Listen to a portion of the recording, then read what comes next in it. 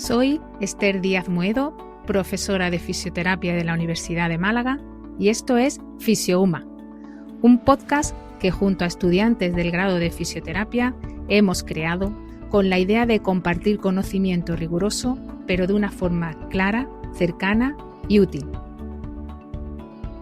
Este podcast forma parte del Plan Anual de Divulgación Científica de la Universidad de Málaga, UMA Divulga.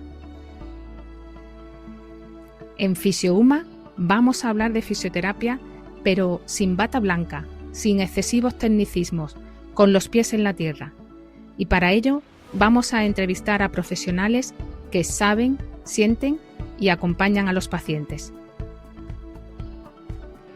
Porque creemos que cuidar tu cuerpo es cuidar tu vida, esto es FisioUma, fisioterapia contada con rigor, despacio, pero sobre todo con muchísimo cariño. ¡Empezamos!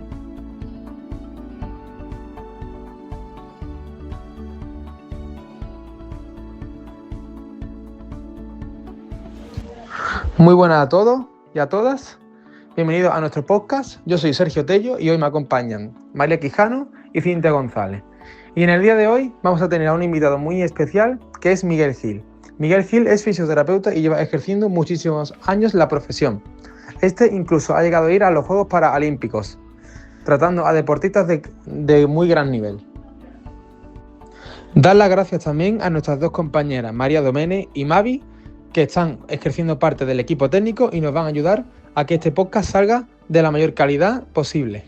Pues bueno, antes de seguir, Miguel, cuéntanos un poco sobre ti. Bueno, en primer lugar, dar las gracias por invitarme a este podcast universitario, que creo que es una iniciativa maravillosa y espero, bueno, pues poder trasladaros mis vivencias, mi particular visión de la fisioterapia y espero que sea útil para todos. Muchas gracias, Miguel. Bueno, pues nos gustaría empezar pues por el principio de todo. Cuéntanos, Miguel, ¿cuándo decidiste estudiar fisio? ¿Por qué? Pues mira, es una historia curiosa. Yo quería ser médico. Yo allá por el año 1995 quería ser médico y conocí a una persona que era un amigo mío y que, aunque era mayor que yo, le diagnosticaron ELA, esclerosis lateral amiotrófica. Pasé muchas horas yendo a su casa, ayudándole a moverle las piernas, aprendiendo de los fisios que iban allí y que eran los que más tiempo pasaban junto con los cuidadores. Descubrí que eso es lo que yo quería ser. La verdad es que no había oído nunca hablar la palabra fisioterapia hasta ese momento. Así que en 1998, allá por el siglo pasado, empecé a estudiar fisioterapia, también en la escuela universitaria de la Universidad de Málaga, en Martirico, la antigua escuela, y en 2001 pues terminé mis estudios y empecé a trabajar enseguida. La verdad es que empecé muy prontito. Bueno, pues desde el principio vamos a pasar un poco al final. Cuando acabamos la carrera, sobre todo a nosotros pues nos inquieta mucho qué hacer al acabar. Entonces, ¿qué nos aconsejaría o qué 3 puntos básicos crees que como estudiantes de fisio tenemos que tener en cuenta una vez acabemos, que el final está ya muy pronto para nosotros? Bueno, pues mira, como yo soy tutor de práctica de muchos de vosotros, es una pregunta que me hacéis con recurrencia y yo pienso en yo qué hice en ese momento. Fijaros, yo cuando terminé la carrera tenía claro que había aprendido muchas cosas pero que no tenía práctica y que probablemente no sabía aquello que no sabía. Entonces decidí primero poner en práctica todo lo que había aprendido, tener muy presente en qué notaba carencias y estuve como un año y algo sin hacer ninguna formación de posgrado específica. Hice alguna cosa más general, pero nada específica, hasta entender un poco en qué me quería enfocar, sobre todo qué estaba necesitando con los pacientes, qué no me funcionaba, qué me fallaba. Y por tanto, al final depende, yo siempre le aconsejo a los estudiantes, depende mucho de, una vez que tienes claro en qué te quieres enfocar, pues trata de saber todo lo posible. Nunca se puede saber todo porque siempre hay nuevos conocimientos y cada día afortunadamente la ciencia avanza más, pero enfocarse además sin disparar a querer hacerlo todo. Se ve con mucha frecuencia gente que quiere hacer formación de invasiva, formación de eco, formación de ejercicio terapéutico, y está bien, pero al final atendemos a una tipología de paciente, nos enfocamos a un ámbito más deportivo, más asistencial, o bien nos enfrentamos a pacientes de tipo neurológico o domiciliario. Si os cuento, después me imagino que lo hablaremos, en lo que estoy haciendo principalmente ahora, es algo que yo ni me imaginaba y que me ha ido llevando a esto el propio bagaje y el propio aprendizaje, pero siempre teniendo claro en qué ámbito me quería desarrollar. No tiene sentido que si estoy dedicándome a pacientes puramente traumatológicos, dedique enormes esfuerzos y sobre todo muchísimo dinero, porque la formación desgraciadamente pues tiene un enorme coste, ¿qué os digo yo? Pues a neurología infantil, si no es lo más cercano a mi campo de actuación. Volviendo a lo que has dicho de qué actividad profesional te ha gustado más dentro de tu campo. Bueno, yo llevo 24 años trabajando en una mutua de accidentes de trabajo, que la gente dice, ¡guau! Y esto suena feo ya, ¿verdad? Para empezar. Y además desde 2018 pues regento mi propio centro de fisioterapia. Por si fuera poco, pues también he hecho hago labor docente, participo en congresos, en multitud de eventos científicos y de divulgación, que para mí es importante.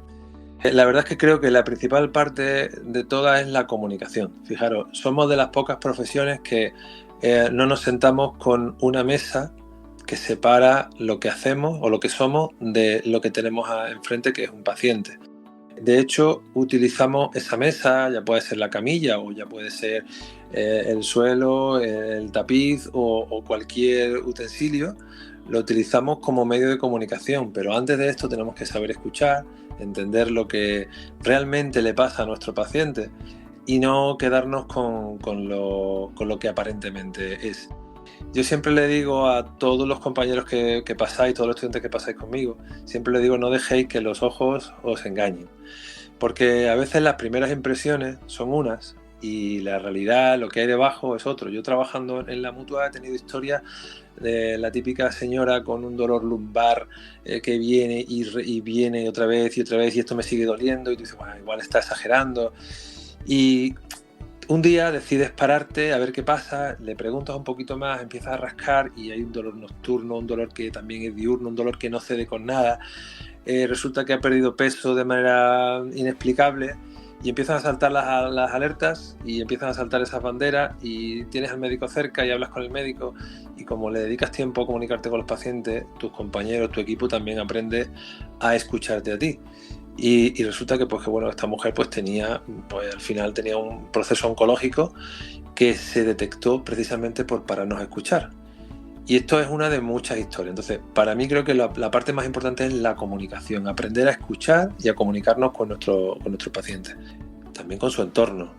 Tener en cuenta que esto no va de... La empatía y la asertividad son conceptos claros, pero no va de llevarnos los problemas a casa. Pero sí es cierto que de estar comprometidos con lo que hacemos.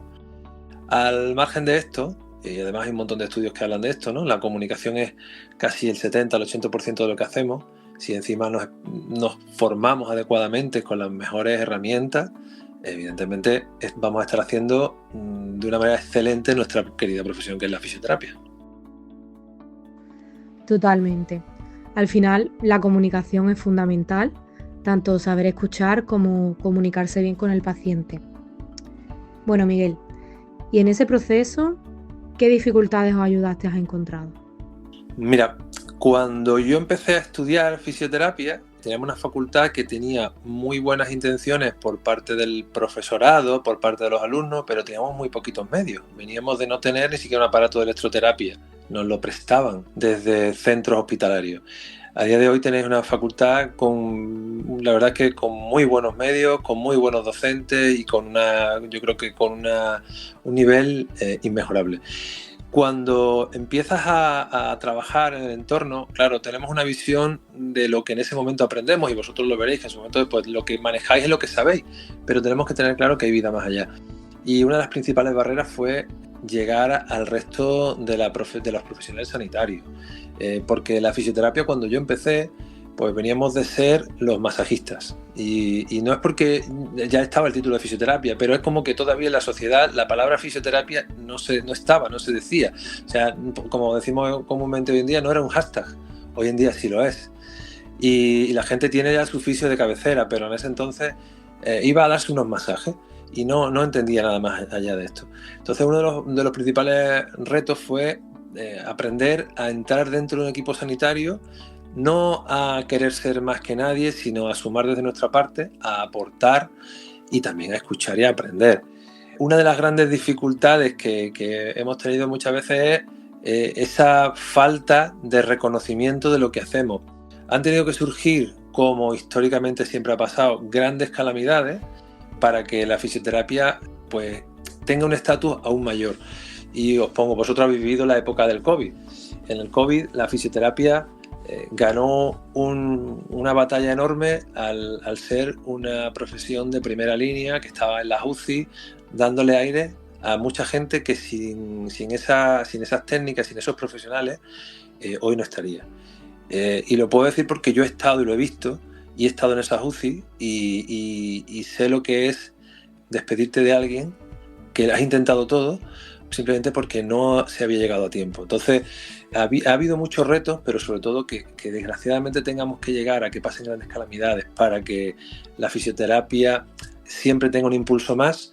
Es triste y lo que hay que hacer es aprovechar esa inercia, ya que ahora hay ese reconocimiento, pues todos trabajamos. Yo, como sabéis, yo soy vocal del Colegio de Fisioterapeutas de Andalucía, pero he estado 8 años de vicepresidente haciendo ver la fisioterapia a las instituciones, a la sociedad en general, haciéndoles sentir realmente lo que podemos hacer, nuestro potencial, y demostrando una vez más, pero siempre con datos, qué hacemos, cómo aportamos y lo que significa o el daño que puede hacer no contar con la fisioterapia. Qué importante eso que dices, Miguel. Y con este podcast al final también es lo que queremos, dar voz a la profesión, que la gente vea la importancia de la fisioterapia, que aunque hoy en día sí que está un poco más presente, todavía queda un gran camino hasta que la gente lo tenga todavía más asimilado y bueno, todavía queda mucho por dar, pero bueno, ya Totalmente. poco a poco Totalmente. Está más incluido en la sociedad. Totalmente. Yo tengo que decir que además, como yo empecé siendo un fisio como vosotros, en el sentido de sin ningún tipo de limitación, y en 2006, cuando apenas llevaba trabajando pues 5 años, perdí la visión y entonces pasé a ser un fisio con una discapacidad. Claro, en el ideario de las personas está el que como fisioterapeuta, si no ves, bueno, tus manos van bien, ya, pero es que ese proceso, ese pasar, ¿no?, por el infierno de aprender a hacer las cosas distintas, a entrenar la mano de una forma distinta, a ver sin poder mirar, eso cambia muchísimo el enfoque. Y por eso decía la comunicación, porque a mí me ha servido mucho aprender a escuchar, porque en el tono de voz y muchas otras cosas nos dice muchas veces más que una palabra en sí como tal. Para mí eso es muy importante. Al principio he tenido también rechazo. Yo me he encontrado pacientes que me han dicho, no, a mí el ciego no me trata. Claro, y tienes dos opciones, o te sientas y lloras, o te levantas y caminas y mejoras. Yo no soy el mejor fisio del mundo, ni lo pretendo. Ahora, eso sí, cada día me levanto con el ánimo de saber cada día más, de aprender más y de, sobre todo, no olvidarme de que trabajamos en un engranaje perfecto, en una íntima unión con el paciente, y esto no va de saber más, sino de aportar todo lo que tenemos. Pues en relación con ese problema de la visión, pues quería realizarte una pregunta, que es, bueno, aparte de lo que nos has contado, ¿encuentra alguna dificultad de más? Bueno, permíteme que te corrija, ¿vale? Yo la palabra problema no me gusta con los pacientes y para mí tampoco la utilizo nunca, y os propongo que a vosotros y al que nos pueda escuchar, que la cambiamos y la sustituyamos siempre por la palabra reto. O sea, las dificultades en la visión o en cualquier otra circunstancia no dejan de ser un reto al que nos enfrentamos. Y fijaros que problema y reto no suenan igual, aunque puedan ser muy parecidos. Claro que tengo dificultades en algunas cuestiones y tengo retos, como hay maquinaria que es táctil y que evidentemente no la puedo ver, pero hay unas pegatinas maravillosas. Luego también yo estoy afiliado a la ONCE y nos facilitan y nos ayudan a la hora de adaptar algún equipamiento. obviamente no voy a poder hacer una ecografía como vosotros, o sea, no la puedo hacer, por tanto no puedo hacer un visionado de una estructura. Sin embargo, he aprendido a entender y comprender pues tanto los movimientos, las posturas, los sonidos. Si hacemos un pequeño ejercicio ahora mismo y nos ponemos a andar, simplemente escuchando vuestros pasos, es fácil entender con qué pierna apoyáis más, si apoyáis más con el talón, con la parte interna o externa del talón, si hay un balanceo distinto de una cadera con respecto a la otra. Si escuchamos cómo respiráis, pues podemos ver si hay cierta dificultad en esa inspiración o en esa expiración. Es decir, a veces son pequeños matices que igual el que no ha precisado nunca, no tiene esa necesidad, pues no se lo ha planteado. Yo, como he tenido que aprender a detectar, a palpar un hematoma y no verlo, pues palpar un hematoma sin verlo no es imposible, solamente que tienes que tener destreza, se entrena. Hacer un vendaje a ciegas, pues hacer un vendaje a ciegas es algo que no es imposible. He tenido la suerte de estar con muchos fisioterapeutas especializados en deportiva que básicamente están hablando contigo y están haciendo un vendaje o están haciendo cualquier técnica. De manera que al final es una cuestión de transformar la debilidad en una posibilidad, ¿no? ¿Cómo será posible hacer esto de otra manera? Pues me parece maravilloso lo que acabo de escuchar. Concuerdo totalmente contigo, Miguel. Es todo un reto. Vale, y cambiando un poco de tema, me gustaría hablarte sobre tu experiencia en los Juegos Olímpicos, en los Juegos Paralímpicos. Bueno, preguntarte concretamente, que nos hables así un poquillo de ello y también sobre la demanda, ¿no? Que había más demanda o qué tipo de tratamiento se realizaba antes de la competición. Háblanos un poquito si no te importa. Pues mira, fue una aventura muy interesante, pongo en contexto a los que nos pueden estar escuchando. En los Juegos Olímpicos y Paralímpicos de París de 2024, allá por 2022 abrieron la posibilidad de que pudiéramos asistir voluntarios de diferentes profesiones y categorías. Entre ellas estaba la de fisioterapeuta.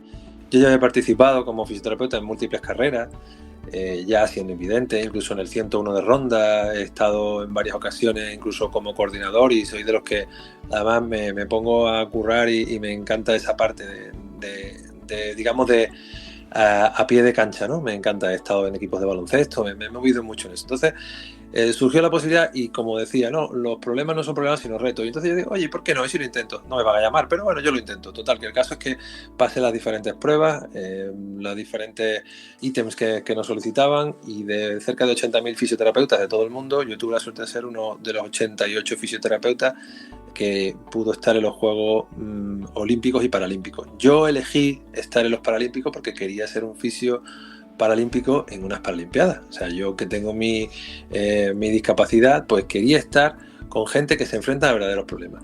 ¿Qué te encuentras allí? Te encuentras gente con hemiplejías, te encuentras gente con lesiones severas con espina bífida, o te encuentras con gente con falta de miembros superiores o inferiores, te encuentras con gente con trasplantada de riñones, con diferentes patologías que no son las habituales, para que nosotros nos entendamos, no son las habituales, pero muchas sí.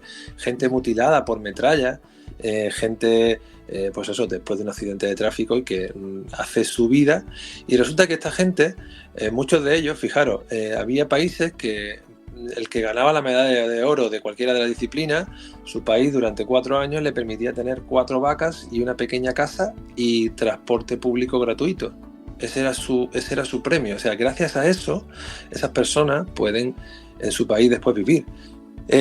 Como anécdota, yo tuve la suerte de tratar a unos cuantos medallistas olímpicos, paralímpicos en esos días. Ellos venían a la sala de fisioterapia, imaginar una sala de fisioterapia de más de 5.000 metros cuadrados, equipado con todo lo que podáis imaginar de ese momento, pues con todo. Éramos muchos fisioterapeutas allí, se gastaba, para que entendáis, una media de 500 kilos, o sea, media tonelada de hielo todos los días. y tratábamos antes de los entrenamientos, después de los entrenamientos, cuando había alguna lesión. Por ejemplo, Carolina Marín, que se lesionó en plena competición, estuvo allí, yo no estaba en ese momento, pero estuvo en esa sala siendo valorada por el equipo médico antes de volverse a España. Entonces, pues eso, fue una experiencia maravillosa. Yo tuve la suerte de tratar, no sé si recordáis, al nadador chino que fue medalla de oro, que no tenía ni brazos ni piernas. Perdón, que no tenía piernas, disculpadme, que no tenía brazos, y eso, lo hacía todo con las piernas, y fue una experiencia tremenda, porque yo decía, oye, ¿esto cómo? O sea, el tío era un torpedo en la piscina, y el tío se manejaba perfectamente, era tremendo verlo cómo se vestía y se desvestía solo con los pies, y bueno, pues podéis imaginaros que la experiencia para mí fue tremenda. Entonces, yo llegué a España después de los Juegos Paralímpicos con la sensación de que no hay pérdida, sino que se puede elegir ganar o perder antes de ganar, ¿no? Cuando uno tiene una lesión, tiene una dificultad, pues uno puede elegir ganar una manera nueva de hacer, una manera distinta, puede elegir ganar un camino distinto o puede elegir rendirse. No es que esté bien o mal ninguna de las dos, pero tengo claro que el ganar y el dolor en el rendirse es muy distinto, es muy distinto. Entonces, yo siempre me quedo con esa frase, ¿no? Que o te sientas y lloras o te levantas y caminas. Y aunque sea jugándote las lágrimas, caminar te permite que te dé el aire de otra forma. Qué bonito esto que dices, Miguel. Bueno, la verdad es que por lo menos a mí me ha parecido súper interesante la experiencia en los juegos, y estoy segura que cualquiera que nos escuche también. Y nada, al final lo que tú has dicho, no hay problema, hay reto, hay que superarlo y hay que tirar para adelante siempre. La verdad es que nos tiraríamos aquí horas hablando, comentando sobre estos temas, pero bueno, vamos a ir cerrando ya un poco el podcast. Estamos seguras que todas las personas que están escuchando han aprendido un montón, han visto un poco más sobre la fisioterapia. Y nada, no sé si quieres decir algunas palabras más para concluir. Sí, bueno, por supuesto, daros las gracias por preguntarme a mí, un fisio de barrio, un fisio humilde, por preguntarme sobre la experiencia de vida, que espero que nos queden muchos años. Yo creo que esta iniciativa es maravillosa, que al final tenemos que tener en cuenta que somos una de las profesiones más cercanas al paciente, porque somos al final de los que más tocamos, pero también eso, de los que más escuchamos, no solo la piel y los músculos que están debajo, sino lo que el paciente y lo que sus emociones van diciendo, que nos permite al final entrar un poquito en esas miles de historias y dar una calidad de vida que de otra manera no sería posible. Así que yo creo que como fisioterapeutas tenemos que sentirnos muy orgullosos de lo que hacemos, tener siempre el reto de ir más allá, de mejorar más, respetar que siempre va a haber alguien que haga algo distinto, y a veces no por ello tiene que ser ni mejor ni peor. Yo ya os digo, yo tengo la suerte de estar rodeado de muchísimos grandes compañeros, gente que sabe muchísimo de muchas cosas distintas a las que yo no tengo ni idea, y por tanto, por eso muchas veces ni siquiera me atrevo a cuestionarlo. Y tengo la suerte de venir de la Universidad de Málaga, de la facultad, que en su momento era Escuela de la Ciencia de la Salud y ahora es Facultad, donde hay un nivel tan grande que estoy súper orgulloso de ver cómo día a día, año tras año, pues salís promociones tremendamente preparadas, capaces de transformar el mundo y la calidad de vida de toda la gente que nos rodea. Así que gracias. Gracias a ti, Miguel, y bueno, y gracias a todos los que nos estéis escuchando. Y nada, pues nos vemos en el siguiente episodio.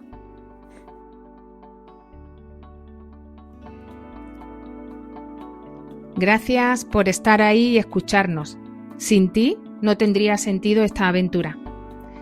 FisioUMA existe gracias a profesionales que comparten, a estudiantes que aprenden preguntando y al Plan UMA Divulga de la Universidad de Málaga que permite este proyecto. Recuerda, cuidar tu cuerpo es cuidar tu vida.